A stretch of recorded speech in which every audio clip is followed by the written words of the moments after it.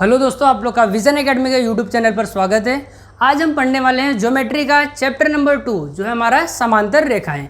अब उसका सबसे पहले हम लोग बेसिक पढ़ेंगे, फिर इसके बाद हम लोग प्रश्न संग्रह को स्टार्ट करेंगे। क्योंकि अगर किसी भी चैप्टर का बेसिक अगर अच्छे से आप लोग को क्लियर है तो आप लोग प्रश्न संग्रह का सारा सम आसानी से सॉल्व कर सकते हो। तो आइए स्टार्ट करते हैं।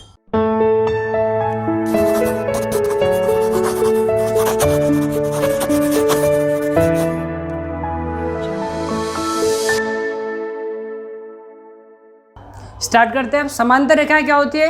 एक ही प्रतल में स्थित परंतु परस्पर प्रतिच्छेदित न करने वाली दो रेखाओं को क्या कहेंगे? हम लोग समांतर रेखाएं कहेंगे। तो जैसे यहाँ पर देखते हैं कि एक रेखा मैंने इसको बना दिया, ये रेखा का नाम मैं एल दे रहा हूँ। सेम इसी तरह से एक रेखा मैंने यहाँ पर भी बना दिया, ये रेखा को नाम मैं एम दे रहा हूँ। तो ये दोनों को मैं कितना भी बड़ा करूँ वो क्या होंगे? हमारे एक दूसरे को प्रतिच्छेदित नहीं करेंगी।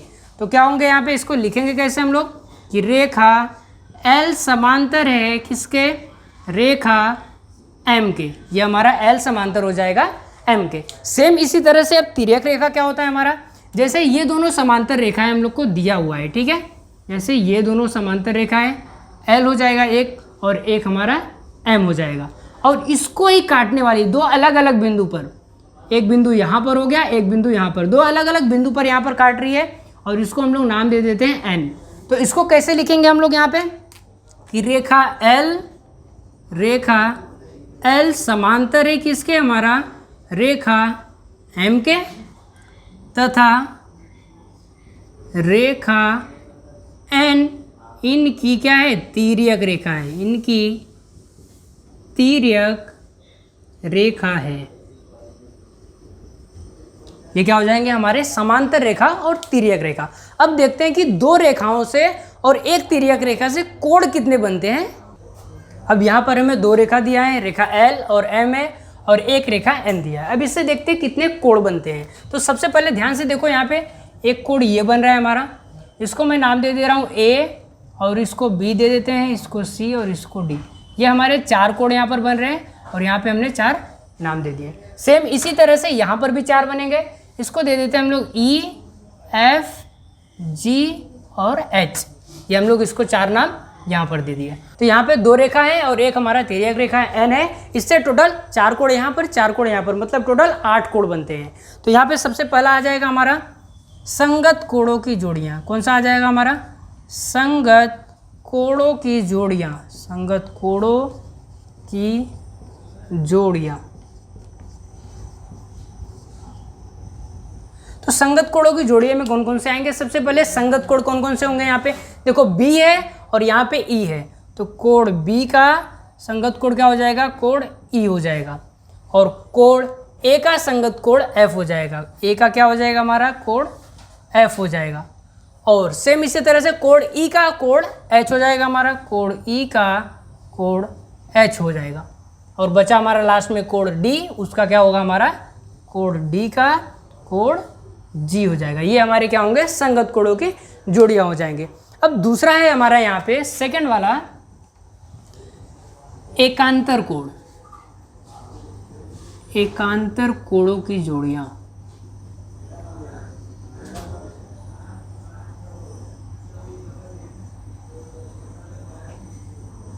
अब एकांतर कोण में हमारे पास दो कोण होते हैं, एक तो अंतः एकांतर कोण होते हैं और दूसरा बाह्य एकांतर कोण। तो सबसे पहले हम लोग यहाँ पे अंतः एकांतर कोण की जोड़ियाँ देखते हैं। सबसे पहले क्या आएगा? अंतः एकांतर कोण लेते हैं, अंतः एकांतर कोण।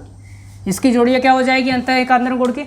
अंतः एकांतर कोण का मतलब है कि Z बनना चाहिए। जैसे देखो यहाँ पे अगर ये वाली C और F हो गया, C और F, अगर मैं यही लाइन को ध्यान से देखो, ये वाले को और यहाँ से इसको मैं बनाता हूँ तो मेरा Z बन जाएगा। एक ये वाला F और C, तो क्या हो जाएगा यहाँ पे? हमारा एंगल F और C हो जाएगा। तो एंगल C और एंगल F, एक तो ये हो जाएंगे अंतः एकांतर कोण। और सेम दूसरा क्या होगा? D का क्या हो जाएगा? E हो जाएगा। कोण D का कोण E हो जाएगा। और एक चीज़ इसमें याद रखना है आप लोग को कि जो अंतः कोण है, हमारे अंतः एकांतर कोण है, वो दोनों जो लाइन हम लोग को L और M दिया है उसके अंदर ही बनेंगे, बाहर नहीं बनेंगे हम लोग को। जैसे A E का नहीं होगा, ए और ई का कोई भी रिलेशन नहीं होगा, ठीक है, क्योंकि एक कोड तो बाहर बन रहा है हमारा और दूसरा अंदर बन रहा है। तो अंतः एकांतर कोड में क्या है, दोनों अंदर ही बनेंगे दोनों लाइन के। और दूसरा क्या हमारा यहाँ पे बी वाला पार्ट, बाह्य एकांतर कोड हो जाएगा हमारा यहाँ पे, क्या हो जाएगा, बाह्य एकांतर कोड, ठीक है। बाह्य एकांतर कोड में क्या आएगा, दोनों कोड दोनों लाइन के बाहर बनेंगे। जैसे ये दोनों अंतर कोड अंदर बने थे लाइन के, अब ये दोनों बाहर बनेंगे। बाहर कैसे बनेंगे, ध्यान से देखो, बी का क्या बनेगा हमारा, जी हो जाएगा। तो एंगल बी का होगा एंगल जी, कोड बी का कोड जी हो जाएगा। और सेम कोड ए का क्या होगा हमारा, कोड एच हो जाएगा। कोड ए का कोड एच हो जाएगा। ये हमारा क्या हो जाएगा, बाह्य एकांतर कोड हो जाएंगे। तीसरा है हमारा यहाँ पे अंतः कोड। कौन सा कोड है हमारा, अंतः कोड की जोड़ियाँ, अंतः कोडों की जोड़ियाँ। तो इसमें क्या हो जाएगा हमारा, अंतः कोड और अंतः एकांतर कोड, ये दोनों कोडों को एक कोड मत समझना, ये दोनों कोड हमारे अलग अलग कोड है। एक अंतः कोड है और दूसरा अंतः एकांतर कोड है। तो अंतः कोड में कौन कौन से आएंगे, अंतः कोड हमारी ये दोनों जो रेखा दी है एल और एम, इसके अंदर ही बनेंगे। लेकिन अभी देखो अंतः एकांतर कोड हम लोग डी और ई बनाए थे, लेकिन अंतः कोड क्या होगा, डी और एफ का बनेगा। क्या बनेगा यहाँ पे, कोड डी और कोड एफ का बन जाएगा एक, और दूसरा सी और ई का हो जाएगा, कोड सी और कोड ई का हो जाएगा। ये हमारा क्या होगा, अंतः कोड हो जाएगा। अब चौथा यहाँ पे हमारा है फोर्थ वाला रेखीय युगल कोड। कौन सा, रेखीय युगल कोड। तो यहाँ पे क्या आएगा,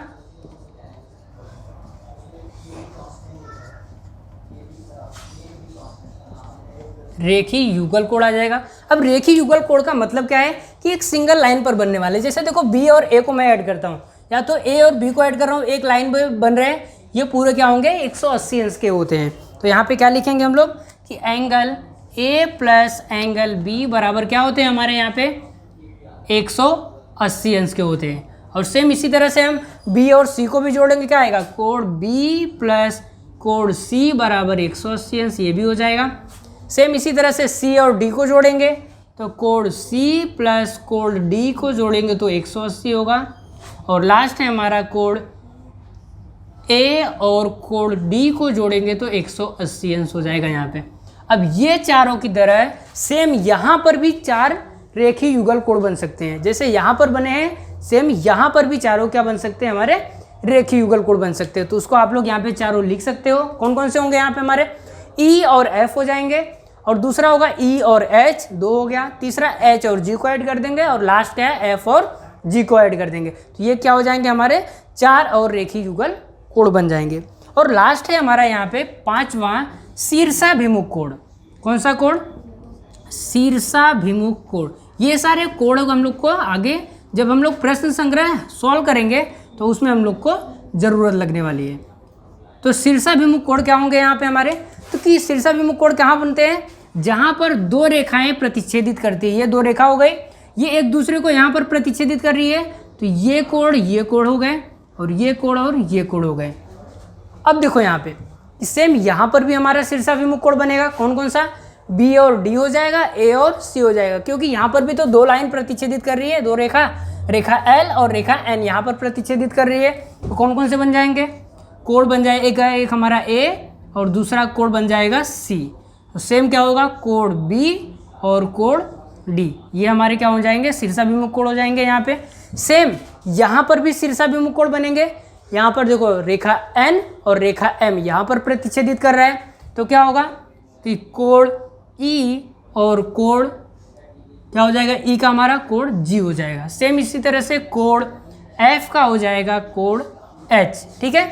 अब ध्यान से देखो, हमें ये दो रेखा दिया था, लेकिन हमें ये नहीं दिया था कि ये दोनों समांतर रेखाएं हैं।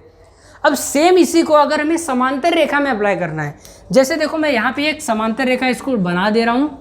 एक रेखा एल हो गया हमारा ये, और ये रेखा हो गया हमारा एम, रेखा एल और एम हो गया, और ये एक तिर्यक रेखा दिया हुआ है हमें, ठीक है। तो यहाँ पे क्या है, इसको एन मान लेते हैं। हमें दिया क्या है यहाँ पे कि रेखा एल जो है वो समांतर है किसके, रेखा एम के, तथा एन इनकी तिर्यक रेखा है, एन इनकी तिर्यक रेखा है, ये हमें यहाँ पर दिया हुआ है। ठीक है, अब ध्यान से देखो, अब यहाँ पे इसका नाम भी लिख लेते हैं। ए दिया, यहाँ पे बी है, ये सी है और ये डी है। यहाँ क्या है, ई एफ जी एच। अब ध्यान से देखो, समांतर रेखा और तिर्यक रेखा में ये सब अप्लाई करना है, तो कुछ गुणधर्म यहाँ पर हम लोग को दिए हैं आप लोग के टेक्स्ट बुक में पेज नंबर 13 पर। तो उसमें पहला गुणधर्म क्या दिया हम लोग को, परस्पर प्रतिच्छेदित करने वाली दो रेखाओं द्वारा निर्मित शीर्षाभिमुख कोण सर्वांगसम होते हैं। तो देखो यहाँ पे शीर्षाभिमुख कोण हमारे कहाँ पर है, यहाँ पर है। अब शीर्षाभिमुख कोण यहाँ पर क्या होंगे, ये सर्वांगसम होंगे। क्यों सर्वांगसम होंगे, क्योंकि हमें प्रॉपर्टी, हमें गुणधर्म दिया है कि दो रेखाएं अगर प्रतिच्छेदित कर रही हैं एक बिंदु पर, तो वहां पर जो शीर्षाभिमुख कोण बनते हैं वो क्या होते हैं, सर्वांगसम होते हैं, बराबर होते हैं। यहाँ पर मैंने बराबर लिख दिया, शीर्षाभिमुख कोण की प्रॉपर्टी गुणधर्म हो गया हमारा। और दूसरा गुणधर्म दिया हमें यहाँ पे, रेखीय युगल कोण परस्पर समपूरक कोण होते हैं। रेखीय युगल कोण, रेखीय युगल कोण क्या होते हैं हमारे, समपूरक होते हैं, मतलब 180 अंश आएगा। समपूरक कोण का मतलब है कि दो कोण को जोड़ोगे तो क्या होगा हमारा, 180 अंश आएगा। तो देखो मैंने यहाँ पर ऑलरेडी यहाँ पर कर चुका है, ए और बी को जोड़ दिए हैं तो 180 अंश मतलब संपूरक कोण आ गया है। सेम इस तरह से यहाँ पर जो है, यहाँ पर भी वही हमारे सारे संपूरक कोण बनेंगे। और तीसरा गुणधर्म आप लोग को यहाँ पर दिया है, यदि संगत कोणों की एक जोड़ी सर्वांगसम हो तो संगत कोणों की अन्य जोड़ियाँ भी सर्वांगसम होती है। मतलब जो संगत कोण हमारे बन रहे हैं, बी और ई बन रहे हैं, ए एफ बन रहे हैं, उसी तरह से सी का एच से बन रहा है, डी का जी से। अगर कोई भी एक जोड़ी सर्वांगसम है, मतलब बराबर है, मान लेते हैं हम लोग बी और ई क्या है, बराबर है। अगर बी और ई एक जोड़ी बराबर है तो बाकी के जितने भी संगत कोण रहेंगे वो क्या होंगे, बराबर होंगे यहाँ पे। तो मैंने सबको यहाँ पे बराबर कर दिया। और चौथा क्या दिया आप लोग को यहाँ पे, यदि एकांतर कोणों की एक जोड़ी सर्वांगसम हो तो एकांतर कोणों की अन्य जोड़ियाँ भी सर्वांगसम होती है। मतलब एकांतर कोण कहाँ है हमारा, यहाँ पे ये है अंतः एकांतर कोण और बाह्य एकांतर कोण। अगर एक जोड़ी, कोई भी एक जोड़ी सर्वांगसम है, तो मैं मान लेता हूँ हमारा सी और एफ अगर सर्वांगसम है तो सी का क्या हो जाएगा हमारा एफ, तो बाकी के जितने भी, चाहे वो अंतः एकांतर कोण हो चाहे वो बाह्य एकांतर कोण हो, अगर एक जोड़ी सर्वांगसम है तो बाकी जोड़ी भी क्या होगी, बराबर होगी, मतलब सर्वांगसम होगी। और पांचवा गुणधर्म क्या दिया आप लोग को, यदि तिर्यक रेखा से एक ही ओर निर्मित अंतः कोणों का योगफल 180 अंश होता है तो अंतः कोणों की अन्य जोड़ियों के मापों का योगफल भी 180 अंश होगा। इसका मतलब है कि अंतः कोण कौन से बन रहे हैं हमारे, डी और एफ, सी और ई। अब देखो तिर्यक रेखा क्या हमारा यहाँ पे एन, उसके दाहिने साइड बन रहे हैं और बाएं साइड बन रहे हैं, या तो दाहिने साइड या तो बाएं साइड का कोई भी एक, मतलब या तो डी और एफ को जोड़ने पे 180 अंश आना चाहिए, या तो ई और सी को जोड़ने पे। अगर इसको जोड़ने पे 180 अंश आ गया तो क्या होगा हमारा, वो डी और एफ, तो क्या होगा, एक अगर 180 अंश आ गया तो दूसरा भी 180 अंश ही हो जाएगा। तो मैं अगर डी और एफ को यहाँ पे 180 अंश ले लेता हूँ तो दूसरा वाला क्या हो जाएगा हमारा, वो ऑटोमेटिक 180 अंश हो जाएगा। इससे क्या पता चलता है हमारा, संगत कोण क्या होते हैं, सर्वांगसम होते हैं, शीर्षाभिमुख कोण सर्वांगसम होते हैं, और एकांतर कोण भी सर्वांगसम होते हैं, चाहे वो अंतः एकांतर कोण हो चाहे वह बाह्य एकांतर कोण हो, दोनों क्या होंगे, सर्वांगसम होते हैं। और अंतः कोण जो क्या होते हैं, अंतः कोण हमारे क्या होते हैं, दो कोण को जोड़ोगे तो 180 अंश, मतलब अंतः कोणों का योगफल 180 अंश होता है। अब रेखीय युगल कोण है, रेखीय युगल कोण आप लोग को पता ही है कि दो कोण को जोड़ोगे वो भी क्या होगा, 180 अंश। मतलब ये दोनों कोण, अंतः कोण और रेखीय युगल कोण को छोड़ करके सारे कोण यहाँ पे जो भी लिखे हुए हैं वो क्या होंगे, सर्वांगसम होते हैं। अब हम लोग को कुछ प्रमेय है, कुछ उसको प्रमेय को सिद्ध करना है। तो सबसे पहला प्रमेय हमारा अंतः कोणों का प्रमेय। कौन सा प्रमेय है, अंतः कोण का प्रमेय। प्रमेय क्या बोलता है हम लोग को कि दो समांतर रेखाओं को किसी तिर्यक रेखा द्वारा प्रतिच्छेदित करने पर तिर्यक रेखा के एक ही ओर स्थित अंतः कोण परस्पर संपूरक होते हैं। इसका मतलब यह है कि दो समांतर रेखा हम लोग को दिया है, जैसे इसको मैं एल और ये एम है और ये एन है। एल और एम क्या है, दोनों समांतर रेखा है, और एन तिर्यक रेखा है। तो तिर्यक रेखा के एक ही ओर या तो दाहिने साइड या तो बाएं साइड जो भी अंतः कोण रहेंगे वो क्या होंगे, संपूरक कोण होंगे। तो यहाँ पे हमें इसको सिद्ध करना है। तो सबसे पहले सिद्ध करने के लिए हमें जो दिया है वो लिख लेते हैं। तो क्या दिया हमें, जो भी दिया है उसको हम लोग दत्त में लिखते हैं। तो दत्त में क्या आ जाएगा हमारा कि रेखा एल तथा रेखा एम क्या है, समांतर है। तो क्या लिखेंगे हम लोग यहाँ पे कि रेखा एल समांतर रेखा एम, ये दोनों क्या है हमारे समांतर रेखा है। और दिया हमें रेखा एन क्या है, तिर्यक रेखा है, रेखा एन तिर्यक रेखा है। अब ये हो गया, जो दिया था उसको लिख लिए, दत्त हो गया हमारा। अब साध्य में क्या आ जाएगा, जो भी हमें सिद्ध करना है, तो साध्य क्या है हमारा कि ए और बी को जोड़ने पे, ये दोनों को जोड़ने पे क्या आएगा, 180 अंश आना चाहिए, ये हमें सिद्ध करना है। तो कोण पहला क्या सिद्ध करना है हमें, कोण ए प्लस कोण बी बराबर क्या आएगा हमारा 180 अंश आएगा, ये पहला हो जाएगा। सेम इसी तरह से दूसरा क्या सिद्ध करना है कि कोण सी प्लस कोण डी बराबर 180 अंश होगा, ये हमें सिद्ध करना है। तो अब इसको हम लोग साध्य करते हैं तो क्या आ जाएगा हमारा, सिद्ध जब करते हैं तो क्या आता है, उपपत्ति। ठीक है, उपपत्ति करेंगे, उपपत्ति में क्या आएगा, आप ध्यान से देखो यहाँ पे। सबसे पहले उपपत्ति में हमारा यहाँ पे 3 संभावनाएं होंगी। 3 संभावनाएं कौन कौन सी होंगी, अगर मैं ए और बी को 180 अंश सिद्ध करना है हमें, तो पहली संभावना होगी कि कोण ए प्लस कोण बी वो दोनों क्या होंगे 180 अंश से छोटे होंगे, पहली संभावना हो जाएगी। और दूसरी संभावना हो जाएगी यहाँ पे हमारा कि कोण ए प्लस कोण बी क्या होंगे 180 अंश से बड़े हो जाएंगे, ये दूसरी संभावना है। और तीसरी संभावना है लास्ट में जो हमारा कि कोण ए प्लस कोण बी को जोड़ेंगे तो वो क्या होगा 180 अंश आएगा। अब ये तीनों हमें सिद्ध करना है। अब तीनों राइट नहीं है हमारा, तीनों में से कोई एक हमारा क्या है, सही है। तो कौन सा सही है अभी यहाँ पर देखते हैं हम लोग। तो सबसे पहले ए और बी को यहाँ पे लेते हैं हम लोग। सबसे पहले कि माना कोण ए प्लस कोण बी बराबर, कोण ए प्लस कोण बी वो क्या है हमारा 180 अंश से छोटा है। ठीक है, ये हम लोग पहले लेते हैं, माना ये हमारा क्या है, सत्य है, मतलब ये जो भी दिया है वो सही है। अब हम अगर पहला कंडीशन लेते हैं, ए प्लस बी अगर 180 अंश से कम होता है, अगर इसको हम लोग सही एज्यूम करते हैं तो यूक्लिड क्या बोलते हैं कि अगर ए और बी 180 अंश से छोटा है दोनों को जोड़ने पर, तो क्या होगा, एल और एम को अगर मैं बढ़ाता हूँ तो वो एक पर्टिकुलर पॉइंट पर मतलब कहीं ना कहीं प्रतिच्छेदित करने वाली है। तो लेकिन अगर वो प्रतिच्छेदित कर देंगी तो एल और एम क्या समांतर रह जाएंगी, क्या समांतर नहीं होंगी। लेकिन हमें क्या दिया है, एल और एम क्या होंगे, समांतर है। तो क्या लिखेंगे हम लोग यहाँ पे इसको कि रेखा एल तथा रेखा एम को बढ़ाने पर वे एक दूसरे को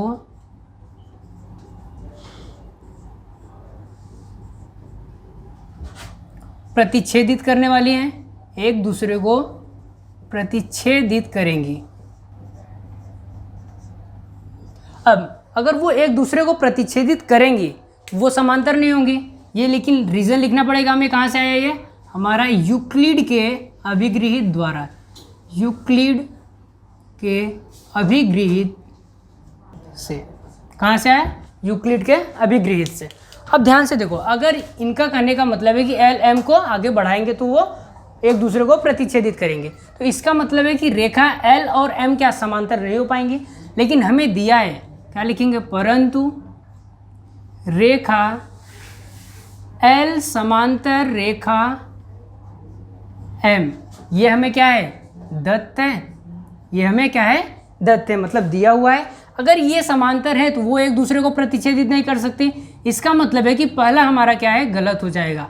ए प्लस बी क्या है 180 अंश, ये क्या है, असंभव है, मतलब ये क्या है, ऐसा हो ही नहीं सकता। ठीक है, तो पहला वाला तो हमारा रॉन्ग हो गया। अब दूसरा वाला क्या है, कोण ए और बी को जोड़ेंगे तो 180 अंश से ज़्यादा रहेंगे, तो इसको हम लोग पहले इसको कथन 1 मान लेते हैं। अब दूसरा ए बी को जोड़ेंगे तो 180 अंश से ज़्यादा रहेगा। तो देखते हैं यहाँ पे, अगर मैं कोण ए प्लस कोण डी बराबर 180 अंश लिखूँ और कोण बी प्लस कोण सी बराबर 180 अंश लिखूँ, कहाँ से आएगा ये दोनों, इसका कारण क्या लिखेंगे, रेखीय युगल कोण। ध्यान से देखो कि ये दोनों क्या है, हमारे रेखीय युगल कोण बन रहे हैं यहाँ पर। अब ये दोनों में से ध्यान से देखेंगे, कोण ए प्लस कोण बी प्लस कोण सी प्लस कोण डी, मतलब दोनों के दाहिने साइड को जोड़ दिया और बाएं साइड को भी अगर ऐड किए, दोनों दाहिने और बाएं को ऐड किए तो क्या आ जाएगा हमारा 360 अंश हो जाएगा ये। और यहाँ पर हमें क्या चाहिए, ए और बी 180 अंश से बड़ा होना चाहिए। तो मैं यहाँ पे कोण सी प्लस कोण डी यही रहने दे रहा हूँ। और यहाँ पे जब मैं कोण ए और बी को उधर लेके जाऊँगा तो दोनों माइनस हो जाएगा, कोण ए भी माइनस हो जाएगा और कोण बी भी माइनस हो जाएगा। तो क्या आ जाएगा यहाँ पे 360 अंश। अगर मैं माइनस को दोनों में से हटा दूँ तो क्या बचेगा हमारा, कोण ए प्लस कोण बी यही आएगा। अब ध्यान से देखो, अगर कोण सी प्लस कोण डी बराबर 360 माइनस कोण ए प्लस कोण बी है, इसका मतलब हमने क्या अज्यूम किया है कि दूसरा वाला ए प्लस बी क्या है, बड़ा है 180 अंश से। अगर 180 अंश से अगर ये बड़ा हो जाएगा तो ध्यान से देखो, कोण सी प्लस कोण डी 180 अंश से छोटा हो जाएगा कि नहीं। अगर मैं यहाँ पे 190 मान लो रख दिया, 180 अंश से बड़ा दिया है मतलब 190 अगर भी रख दिया है यहाँ पे, तो 360 में से 190 घटाएंगे तो 180 अंश से कम ही हो जाएगा ये। अब ये, लेकिन ये पॉसिबल है क्या, नहीं। क्यों, क्योंकि हमने पढ़ा अभी ऊपर यूक्लिड के अभिग्रही द्वारा क्या, कि अगर c प्लस डी ये भी हमारे अंतः कोण बन रहे हैं, अगर ये 180 अंश से छोटा है तो इसको अगर मैं ये साइड बढ़ाता हूँ तो ये आगे एक बिंदु पर प्रतिच्छेदित करेंगे यूक्लिड के हिसाब से, यहाँ पर हमने पहले में ही देख लिया है। ठीक है, तो सेम यहाँ पर क्या हो जाएगा हमारा, इसलिए कोण ए प्लस कोण बी 180 अंश से जो हमने लिया था कि बड़ा है, यह असंभव है। यह हमारा क्या है, असंभव है। इसको हम लोग कथन 2 ले लेते हैं। अब ध्यान से देखो, हमारे पास टोटल 3 कथन था, 1 2 3। अब दोनों हमारे असंभव हो गए, मतलब दोनों पॉसिबल नहीं हो गए, तो बचा कौन सा हमारा, तीसरा वाला। तो क्या आ जाएगा यहाँ पे, हम लोग क्या लिखेंगे, कथन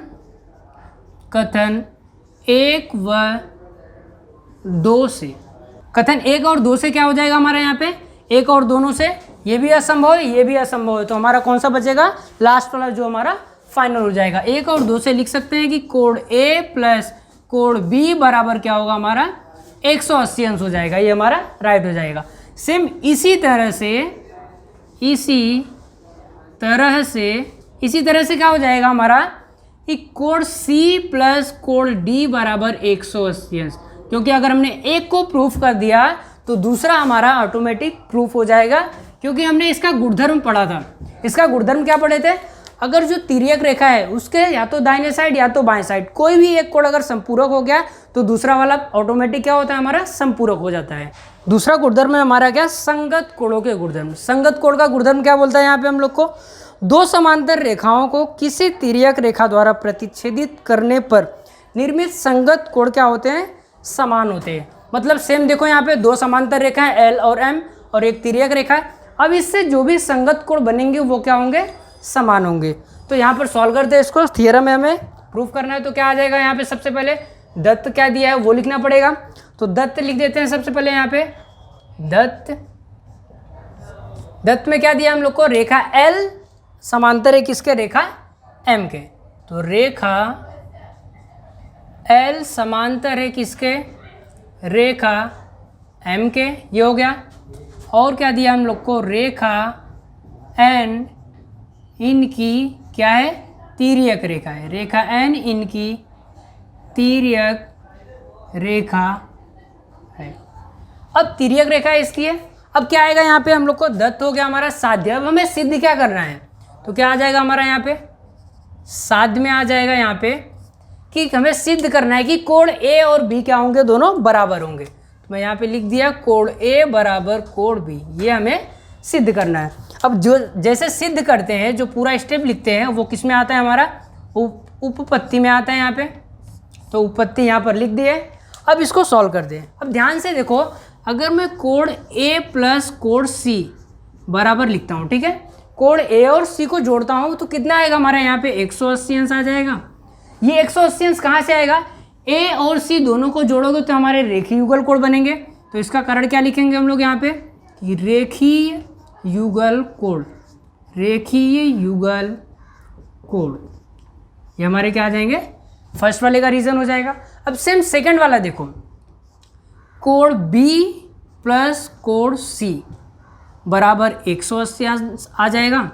इसका कारण क्या लिखेंगे हम लोग? अब देखो बी और सी मतलब कौन से कोड बन रहे हैं हमारे? अंतः कोड बन रहे हैं। इसके पहले हमने अंतः कोड को सिद्ध किया था कि दोनों को जोड़ने पे क्या होंगे? 180 अंश आएंगे। तो क्या लिखेंगे रीजन इसका? यहाँ पे अंतः कोड, ठीक है, अंतः कोड हो गया। अब देखो 1 और 2, इसको मैं 1 ले लेता हूँ और इसको कथन 2 लेता हूँ। तो क्या लिखूँ यहाँ पे? कथन 1 व 2 से। 1 और 2 से क्या हो जाएगा हमारा? दाहिने साइड तो 180 अंश, 180 अंश क्या है? समान है, उसको रहने देते हैं। तो बाएं साइड क्या हो जाएगा? कोड ए प्लस कोड सी बराबर कोड बी प्लस कोड सी, ये हो जाएगा हमारा यहाँ पे। तो अब देखो कोड सी दोनों में आ रहा है तो उसको हम लोग हटा सकते हैं। तो बचेगा क्या हमारा? कोड ए बराबर कोड बी। और हमें ध्यान से देखोगे तो यही हमें सिद्ध करना था, तो हमारा ये सिद्ध हो जाएगा यहाँ पर। नेक्स्ट हमारा यहाँ पे कि एकांतर कोण के गुणधर्म। एकांतर कोण का गुणधर्म क्या है हमारा? कि दो समांतर रेखाओं को किसी तिर्यक रेखा द्वारा प्रतिच्छेदित करने पर निर्मित एकांतर कोण क्या होते हैं? का माप समान होता है। मतलब सेम यहाँ पे अभी हम लोग जस्ट इसके पहले वाला सॉल्व किया उसी की तरह है। क्या है यहाँ पे? जो एकांतर कोण बनेंगे वो सर्वांग सम होंगे। दो समांतर रेखा दिया है और एक तिर्यक रेखा दिया। तो यहाँ पे सबसे पहले क्या करते हैं? जो हमें दिया हुआ है वो लिख देते हैं। तो दत्त आएगा सबसे पहले। दत्त में क्या आ जाएगा हमारा? कि रेखा L समांतर है रेखा M के। क्या लिखेंगे हम लोग? रेखा L समांतर है किसके? रेखा M के, ठीक है। और क्या दिया हमें यहाँ पे? कि रेखा N तिर्यक रेखा है।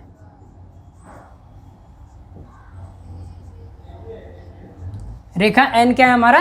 तिर्यक रेखा है। ये हमें दिया था, लिख दिया। अभी हमें सिद्ध क्या करना है? तो जो भी सिद्ध करना रहता है वो हमारा क्या आता है? साध्य में आ जाता है।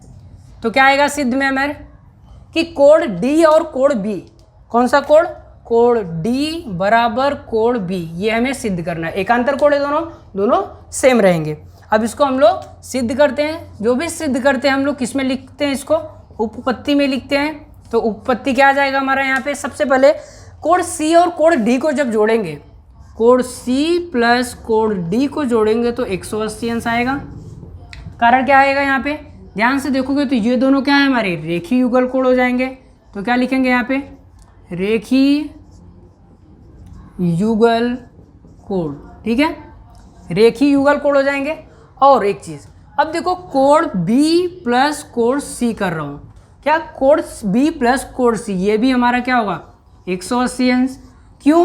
अभी इसके पहले हम लोग ने सिद्ध किया था अंतः कोण की प्रमेय।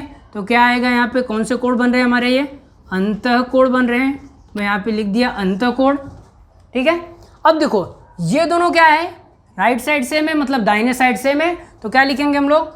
इसको हम लोग कथन 1 मान लेते हैं, इसको कथन 2। तो क्या लिखेंगे हम लोग यहाँ पे? कथन 1 व 2 से। मतलब 1 और 2 से क्या पता चल रहा है हमें? कोण C प्लस कोण D बराबर है कोण B प्लस कोण C के। तो कोण C दोनों साइड है तो उसको हटा सकते हैं। तो कोण D बराबर कोण B, ये हमें सिद्ध करना था और हमारा ये क्या होगा? इसका फाइनल उत्तर हो जाएगा। यहाँ पर हमारा 2.1 का हम लोग क्या किए? बेसिक खत्म किए। नेक्स्ट वीडियो में हम लोग प्रश्न संग्रह 2.1 को स्टार्ट करेंगे।